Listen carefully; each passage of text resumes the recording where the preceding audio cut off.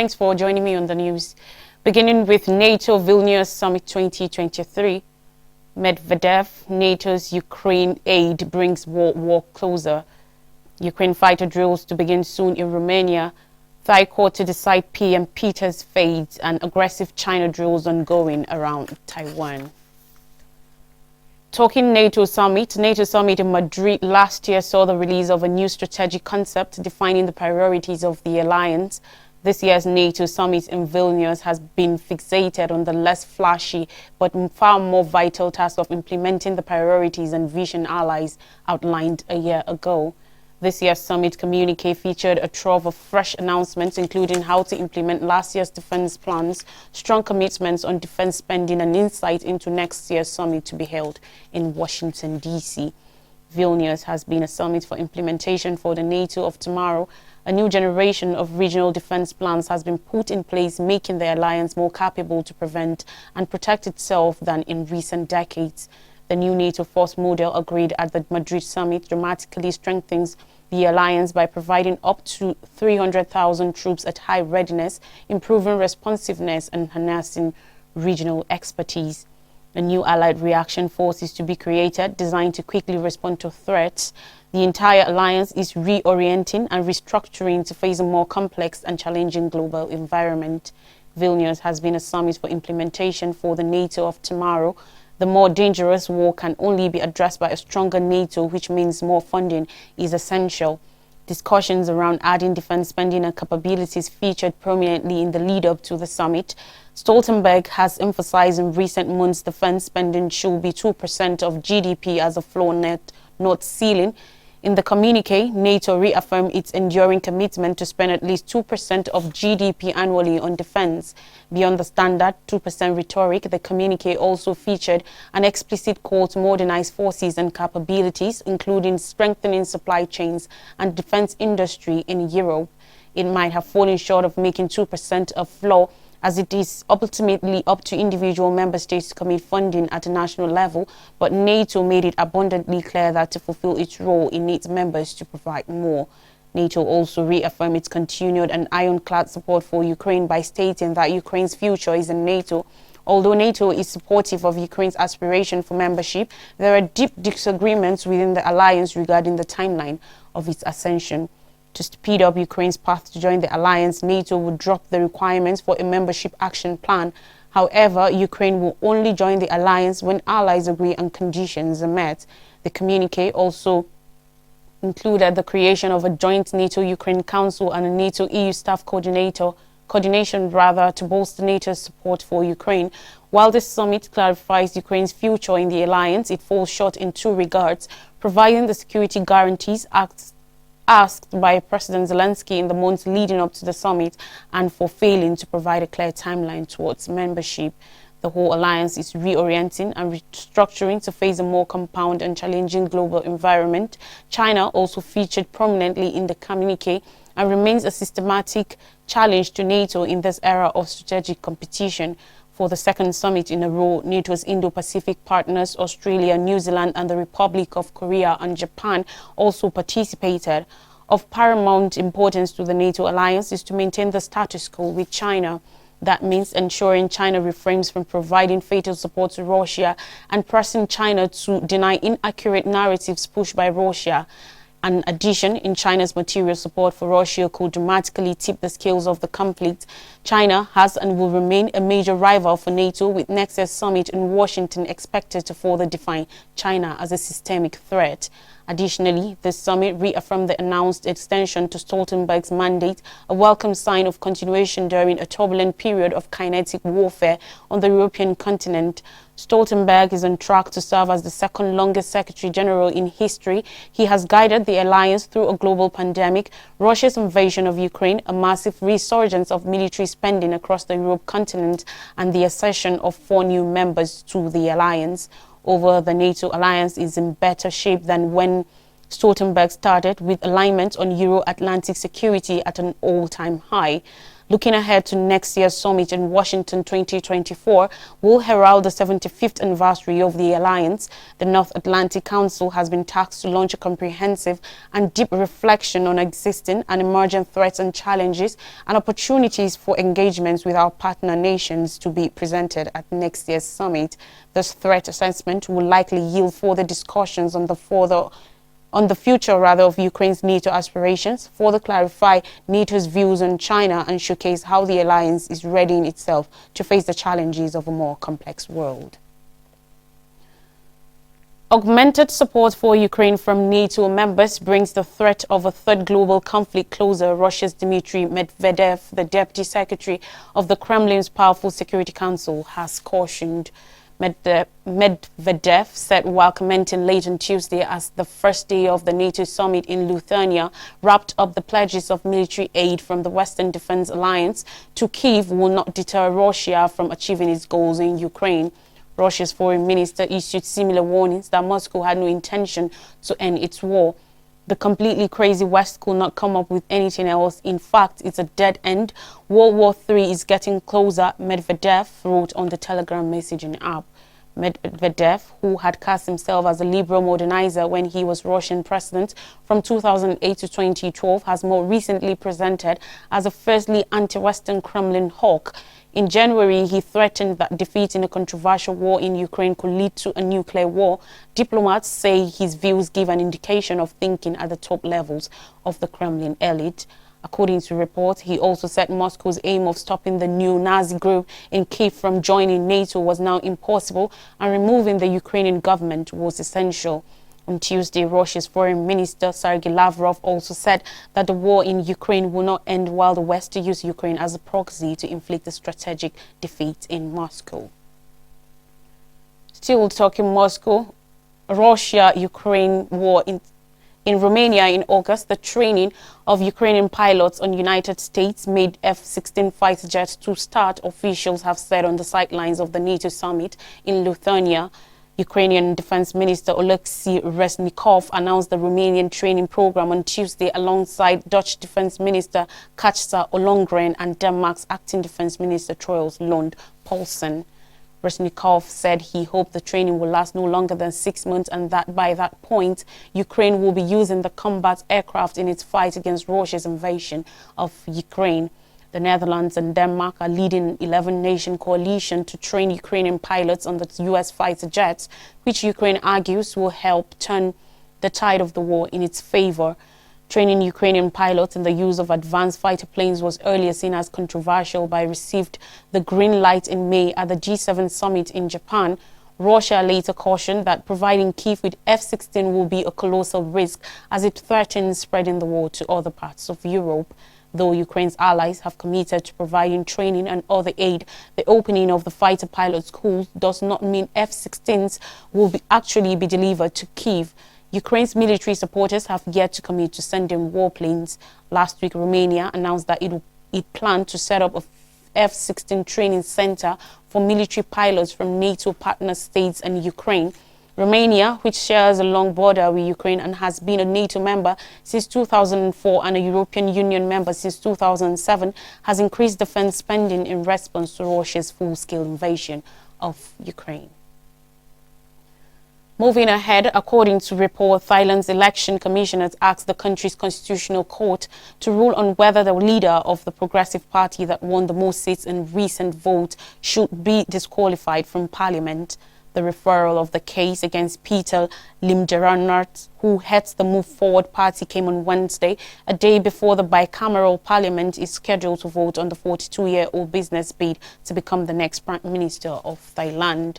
Peter has the backing of 8 parties in an alliance seeking to form a fresh government, but he has faced a number of challenges, and last month the Election Commission set up a special committee to probe whether he was disqualified or qualified to run for the office.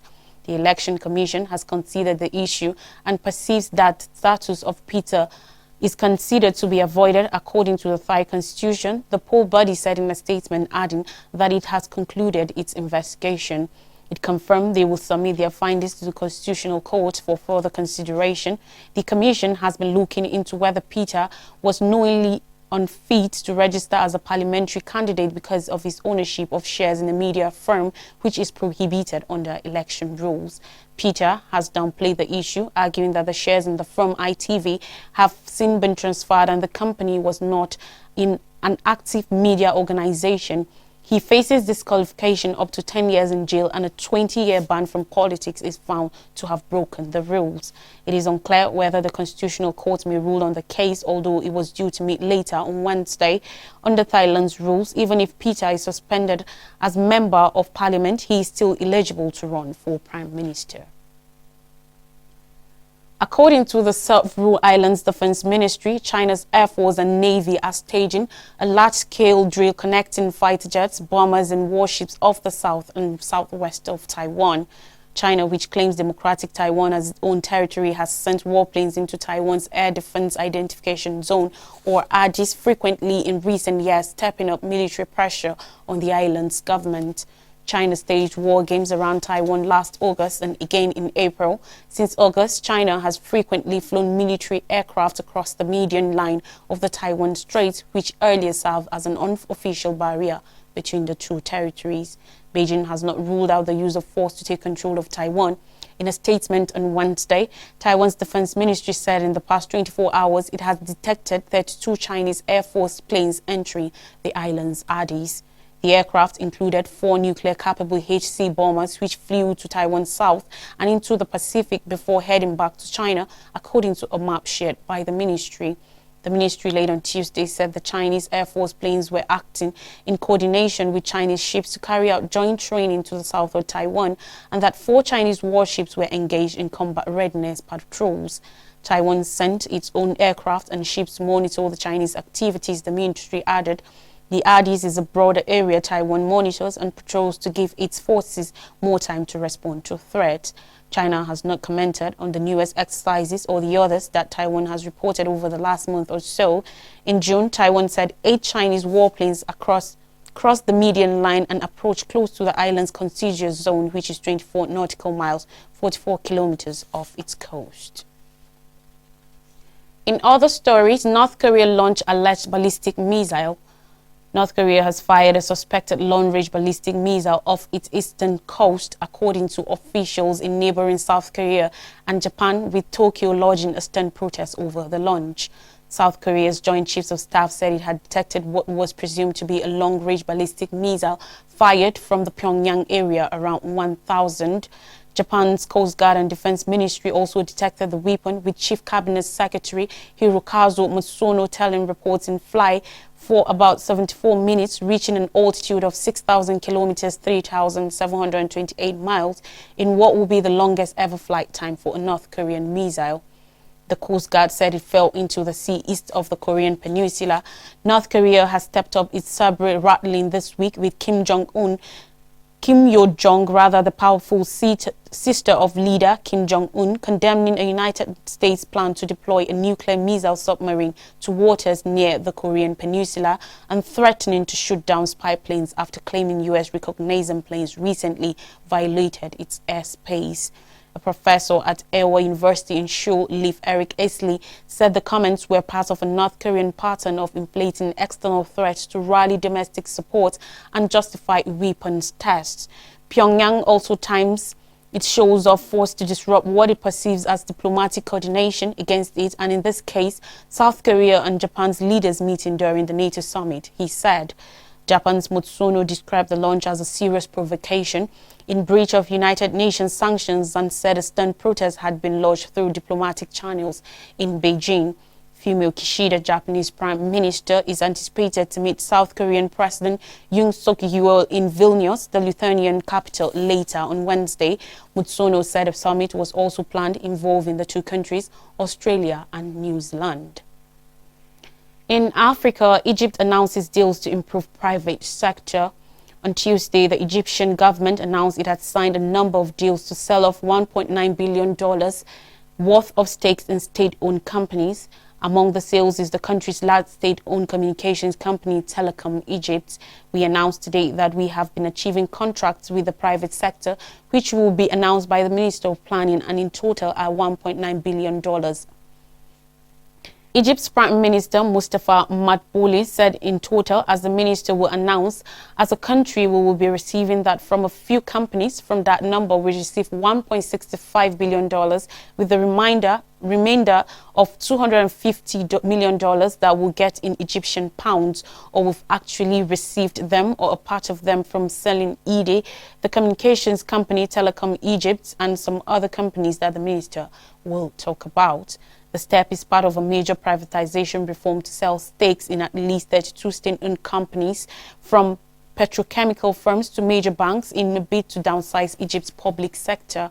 The plan was first revealed in January and is part of a $3 billion bailout package that Egypt secured from the International Monetary Fund in December to aid the cash-strapped North African economy weather recent shocks to the global economy, including the COVID-19 pandemic and Russia's war in Ukraine.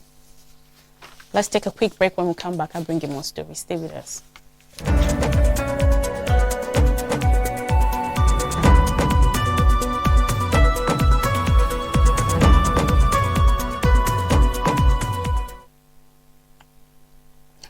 Here are more stories. Lawmakers probe oil subsidy under recovery regime.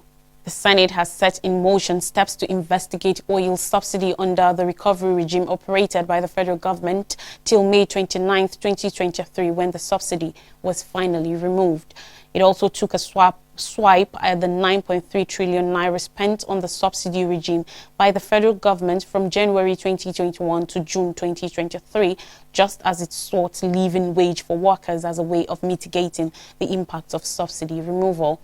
The Red Chamber similarly called for the creation of 3 functional refineries for local production and distribution of refined petrol, with a view to bringing down the pump price from 540 naira per litre to between 300 naira and 350 naira per litre. It then resolved that its standing committees on petroleum, downstream, petroleum, upstream and finance should, when constituted, carry out a holistic investigation on all disputes surrounding subsidy and under recovery regime. The upper chamber urged the Nigerian National Petroleum Company Limited, NNPCL, to, in conjunction with some major international oil companies, IOCs in Nigeria, form 3 consortiums and build 3 refineries for stabilization of oil market and the nation's economy in general. Yesterday, resolutions of the Senate were sequel to a motion titled "Need to Investigate the Controversial Huge Expenditure on Premium Motor Spirit (PMS) under the subsidy under recovery regime by the Nigerian National Petroleum Company Limited, NNPCL. It said the move taken by President Bola Tinubu on subsidy withdrawal in May was praiseworthy, but noted that the regime needed to be probed. The motion was sponsored by Senator Chuba Ndubweze, APC Imo North. In his presentation, Senator Ndubweze noted that while within 10 years, 2006 to 2015, the federal government through NNPCL claimed 170 billion naira as under recovery, it expended on a whopping 843.121 billion naira on under recovery between January 2018 and January 2019. Senate President set up standing committees. Godswill Akpabio, Senate President, yesterday constituted 7 special committees and one of the standing committees of the upper chamber.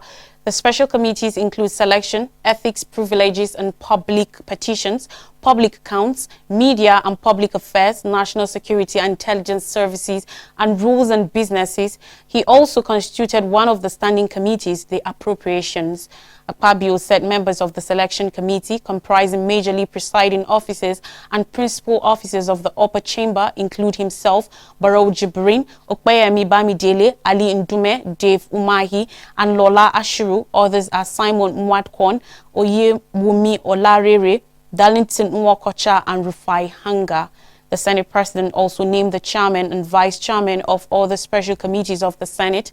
Titus Zam was named chairman of the Committee on Rules and Business, while Okpeyemi Bamidele is vice chairman. Sunday Karimi was appointed chairman of the Committee on Senate Services and Williams Jonah the vice chairman. Others are Senate Committee on Ethics, Privileges and Public Petitions with Okechukwu Ezie as its chairman and Khalid Mustafa as the vice chairman. Ahmed Wadada is the chairman of the Committee on Public Accounts and Oyeka Peter Nweboyi is its vice chairman. The Committee on National Security and Intelligence and has Shehu Umar as its chairman and Usoko Okpenyong as the vice chairman. Besides, the Committee on Legislative Compliance has Garba Musa Maidoki as the chairman and Ede Defenon as its vice chairman. The Senate Committee on Media and Public Affairs has Adara Modu Adeyemi Raphael as its chairman and Salisu Shuaibu Afolabi as the vice chairman. Akpabio added that in accordance with Senate Standing Orders 95 subsection B as amended under sundry matters and in anticipation of the possibility of receiving supplementary appropriation bill from the executive, the selection committee also resolved to set up a committee on appropriations. And finally, on the news, Plateau killings, violence must be stopped, says Tinubu. President Bola Tinubu has stated deep sorrow and agony over the recent outbreak of violence and killings in Plateau State. The president, in a strong condemnation, voiced his outrage against the latest horrific killings in the Mangu local government area of Plateau State, as well as in certain parts of Benue State. According to a statement issued by Special Advisor on Special Duties, Communications and Strategy, Dele Aleke, President Tinubu said he finds it very depressing the festering reprisal attacks, needless and avoidable bloodletting among communities in the two states. It is most unfortunate that in this orgy of violence, an innocent 8-month-old baby in Farin Lamba community of Wang District, Jos South local government area died in a conflict she knew nothing about. A major consequence of perennial conflict is always the strategic loss of innocent lives. To build viral, peaceful and prosperous communities demand tolerance and forgiveness for every perceived wrongdoing, the president said.